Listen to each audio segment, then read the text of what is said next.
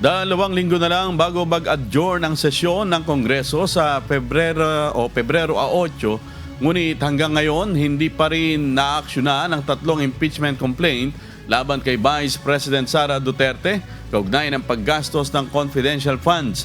Kinukondina ng Makabayan Bloc ang kawalan ng aksyon sa mga reklamo at isinisi ito sa pahayag ni Pangulong Ferdinand Marcos Jr.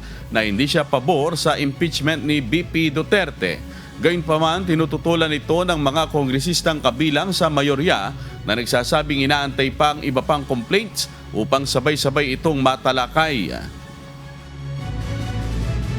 Hindi naman po totoo 'yon na binablock ng Pangulo. Sabi nga po, iniaantay pa yung mga ibang complaints para minsanan po na matakal if ever po na may oras pa po tayo. Yun ang nagiging concern talaga, yung oras po na natitira sa session.